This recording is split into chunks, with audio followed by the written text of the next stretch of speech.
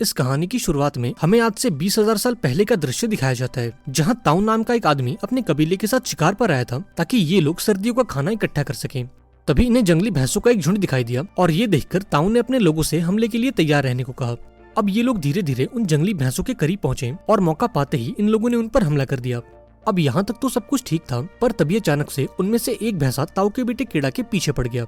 अब चूंकि केड़ा पहली बार शिकार पर आया था, इसलिए वो इस जंगली भैंसे से डरकर भागने लगा, पर तभी इस भैंसे ने उसे हवा में उछाल दिया और उसे बहुत ही बुरी तरह से जख्मी कर दिया। इसके बाद उसने केड़ा को अपनी सींग में फंसा लिया और उसे लेकर खाई की तरफ बढ़ने लगा। अब ताऊ ने भी ये सब देख लिया और अपने बेटे को बचाने के लिए उस भैंसे पर भाला फेंक कर मारा, लेकिन घायल होने के बावजूद भी ये भैंसा रुका नहीं और केड़ा को ले जाकर उस खाई में उछाल दिया।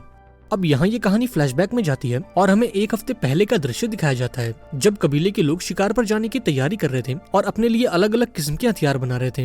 अब उस रात केड़ा की माँ ने केड़ा के पिता से कहा कि आप मेरे बेटे को शिकार पर लेकर मत जाइए, क्योंकि अभी वो इसके लिए तैयार नहीं है और मैं उसे इतनी छोटी उम्र में खोना नहीं चाहती। इस पर केड़ा के पिता कहते हैं कि सर्दियों का मौसम आने वाला है और अगर हम शिकार पर नहीं गए तो हमारा पूरा गाँव भूख से मारा जाएगा।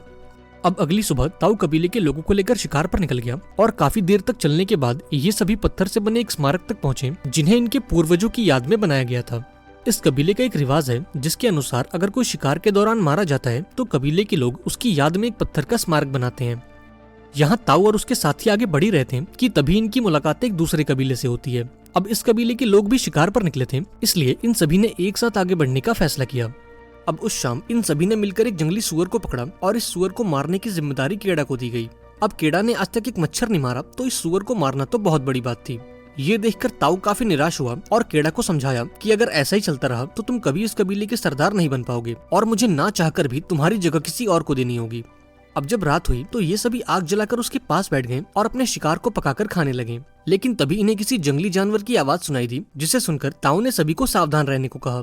लेकिन अभी ये लोग कुछ सोच पाते उससे पहले एक शेर ने इन पर हमला कर दिया और कापा नाम के एक लड़के को उठाकर ले गया। अब अगली सुबह इन लोगों ने कापा की याद में एक स्मारक बनाया और शिकार की तलाश में आगे निकल गए। ये सभी घंटों तक ऐसे ही चलते रहे, लेकिन आज इन्हें कोई भी काम लायक शिकार नहीं मिला और इसलिए इन लोगों ने एक पत्थर की गुफा में रात गुजारने का फैसला किया। यहाँ केड़ा के पिता ने उसके हाथ पर एक स्टार्स का टैटू बनाया और उसे बताया कि जब रात के दौरान तुम इन तारों का पीछा करोगे तो तुम अपने कबीले तक पहुंच जाओगे। असल में ये एक तरह का नक्शा था ताकि अगर शिकार के दौरान कोई अपना रास्ता भटक जाए तो इन तारों का पीछा करके अपने घर पहुंच सके।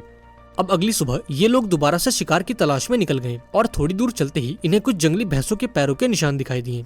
इसके बाद ये सभी लोग धीरे धीरे उन भैंसों के करीब पहुंचे और मौका मिलते ही एक साथ उन पर टूट पड़े। और अब ये कहानी वहीं आ गई जहाँ से इसकी शुरुआत हुई थी।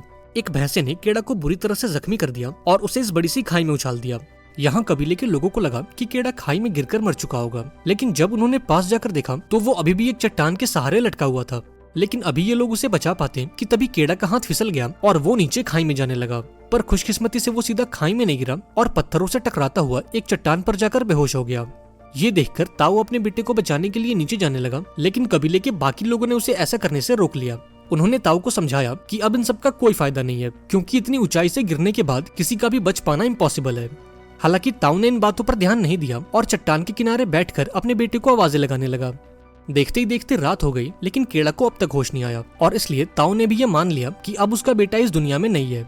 अब अगली सुबह कबीले के लोगों ने भारी मन के साथ केड़ा को आखिरी विदाई दी और अपना किया हुआ शिकार लेकर कबीले की तरफ निकल गए। ऐसे ही कुछ घंटे बीत गए, लेकिन केड़ा को अब तक होश नहीं आया।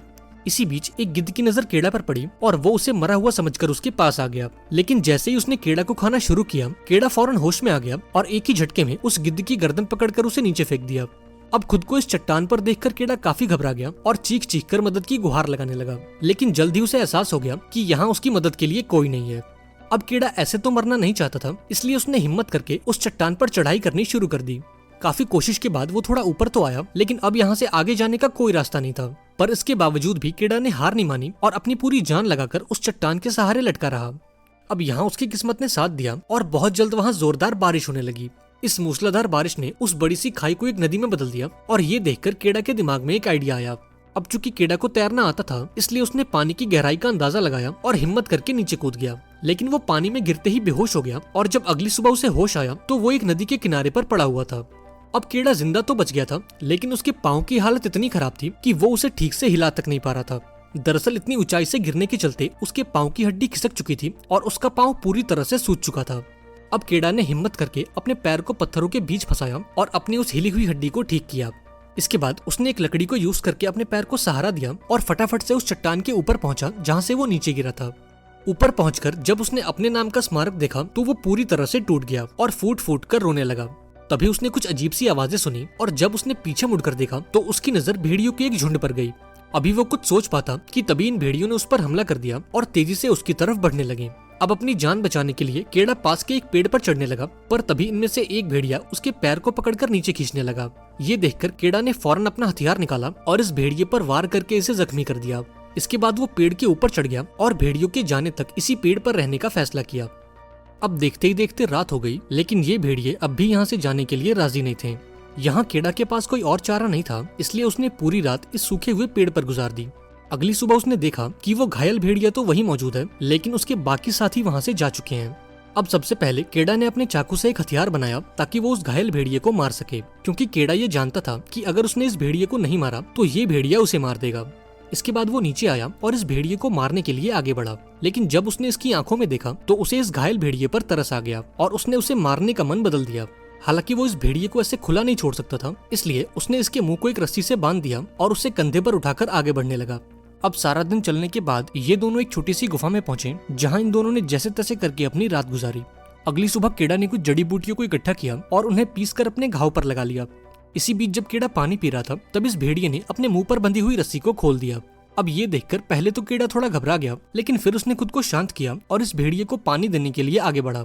अब यहाँ इस भेड़िए ने दांत दिखाकर केड़ा को डराने की कोशिश की, लेकिन इसके बावजूद भी केड़ा शांत रहा और उसे पानी देने की कोशिश की। अब केड़ा का ये बर्ताव देखकर भेड़िया भी शांत हो गया, क्योंकि वो ये समझ चुका था कि अब उसे केड़ा से कोई खतरा नहीं है।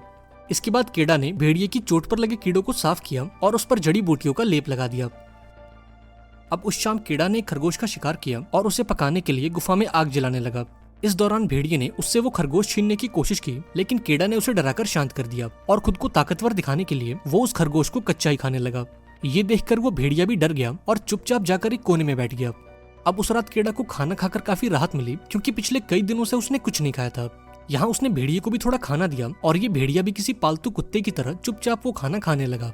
अब चूंकि केड़ा काफी घायल था, इसलिए उसने कुछ दिनों तक इसी गुफा में रहने का फैसला किया। ऐसे ही दिन गुजरते गए और एक रात केड़ा ने अपने हाथ पर बने टैटूज को देखा।